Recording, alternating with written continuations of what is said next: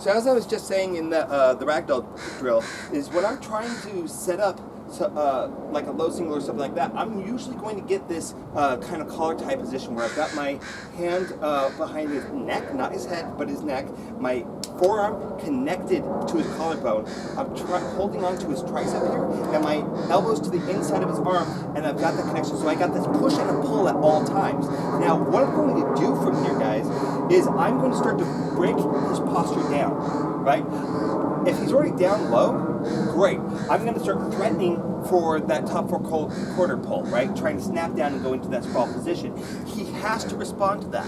Again, if he doesn't, then all I'm going to do is I'm going to sprawl out and I'm going to take his back. And he's way worse off than what's going to happen if I go for that low single. So I'm trying to pull him down and I'm dragging him towards me. So if I can get him down into that sprawl position, maybe he's starting really, really tall here. You know, me just pulling on him, he knows that me going this way is what I want.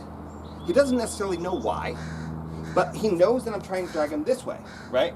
So when I'm starting to drag him this way, he's going to resist, and usually that resistance is going to be accompanied with a buildup of posture. And that's really important because if we are standing here and I'm just like, you know, I can like touch your head and then I'm gonna go for this low single and he's parched already. And he's just neutral and he's just relaxing out here, he's gonna sprawl out on you, right? He's gonna move away from you. He's gonna be able to defend that. So I need him on that defensive, right? And you know, it can go two ways, right? I could be snapping down and pushing too, because then he's gonna take his foot in and that's gonna make it easier for me to pick that foot.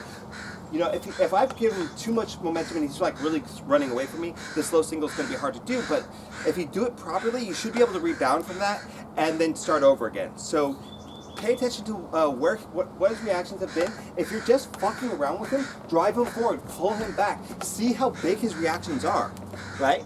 You were testing the waters with him so that you know that you're ready. So generally speaking, you don't necessarily have to have connection to get a low single. What you do need is if I reach out my hands, my middle finger or so can lightly touch his forehead. That usually is a sign that you can go for this low single. So when I can make that contact and we're kind of still digging, I'm still threatening that that grip game, right? I want him defending that because I don't want him knowing what I'm doing. When I'm ready, I don't go like this. Okay? I don't like shoot my head down at the diagonal. This is the takedown version of this kind of a punch, right? There's, I'm broadcasting my punch to you. So what we want to do instead is we want it so it's harder for him to focus on where I'm going and recognize that something has changed. So if I'm low already, this is not a big change here, right? To drop down to the ground. I'm keeping my eyes up so it's harder for him to sprawl on me. I'm keeping my posture built up. Now, once I have this position, right, I've dropped my weight down, I'm going to put my hand, in this case my left hand, onto the ground. I'm going to drop my knee, so I'm moving straight ahead. I'm going to hook the back of his foot, and I actually want to hook so that my pinky is above the talus, the bony, round bone here at the bottom. We're going over the Achilles tendon here, right, because I need something to push off of. So, I'm here, I can touch him. Okay, or I've caused him to retreat a little bit and try to build his posture up. Building his posture up is going to give you a second where he can't sprawl on you, right? So if he's building up, he's not going to be able to come back down particularly quickly. So if I got that and maybe I'm not dragging him this way, I'm just trying to break his posture down like I'm trying to do a snap down of sorts. And I let him go, I drop, I touch my hand to the ground, I post, I reach above the talus, right around the Achilles tendon, and I just use a C grip here, right? And then I'm going to come in, and I'm going to drag my legs to my elbows here, right? From here, I need to be looking up. This is incredibly critical here, guys. You don't have as much power here. It's going to be easier for him to get out if your head is down, and he might be able to actually start to attack you. But for this position, what I really need here, guys, is I'm trying to not like hold on to his leg. I'm not squeezing his leg. I'm gluing his heel into the ground because I don't want this foot to move, right? And so once I have this position, I can just dunk, right? If that foot is completely committed to the ground, he can't move it. He can't use it to post. He can't adapt to what you're doing. Now, this starts going back, oh dear, I'm gonna lose my balance, that can happen. So the way that we're gonna handle that, guys, is once we're in the ground, and I'm forcing his heel into the ground, I can have my ear right up by his knee. So I'm looking up, my ear's by his knees, and I just go, oh, that's interesting, right? And I start to look around the corner. Now, it is something that, like, if you're doing it too aggressively, he could injure his knee by doing that. So we're just lightly causing that external rotation in the hip, which is going to drop his hip and force him to step down. It doesn't matter where this leg is at that point, because we're forcing the knee out that way, and my hips are not going to allow him to post into that dead angle. I hope that makes sense. So, I'm here. Maybe I got the snap down, maybe I can just reach out and touch him. Neither of us have any grips, it's kind of a 50-50 here. And then, so all I'm going to do is I'm going to drop my base, put my hand on the ground, shoot forward, grab his Achilles tendon with a C grip, like this little hook grip, and then I bring my other hand in, and I come in. And I glue that to the ground, go forward first. If he doesn't go over, start to turn that corner a little bit, keeping your eyes and head up as much as possible. Now, what if he steps back?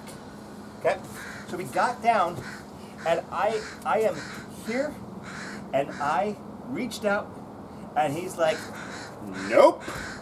Okay, this goes back to what we were saying earlier. If this foot is up, this foot is down. So, what do? Right? I'm coming out and I am reaching for that foot. It moves out of my way. I reach for this foot and I go for this foot. And then I come back.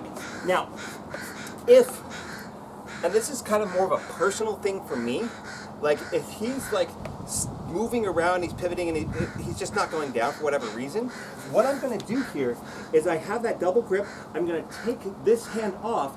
So I've already got maybe this threat alive, maybe I've had to scooch around so I can chase that other leg. I'm going to hook behind that leg and then I just drive forward, right? So all I'm doing is I'm preventing him from being able to backstep, because he's not going to be able to really forward step to really do much good there, right? So I'm trying to think if that's true.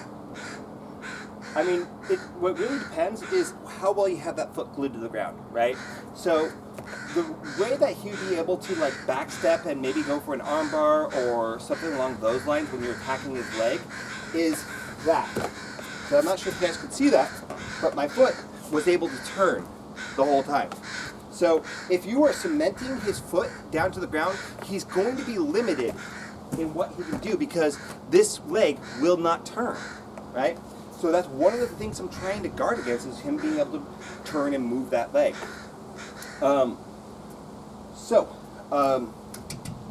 I think that's about it for it. So let's go ahead and talk about this one more time, right? I could be here.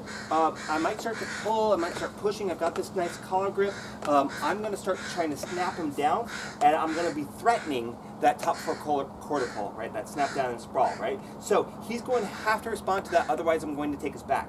So I can let go, drop straight down, never forward. Then post, bring the knee forward, hook, bring my knees to my elbows, and then drive forward and or turn that angle. If I need to, I can cup that other leg so he can't backstep if he's being a real pain in the ass about that. So that's going to be, you guys, your low single.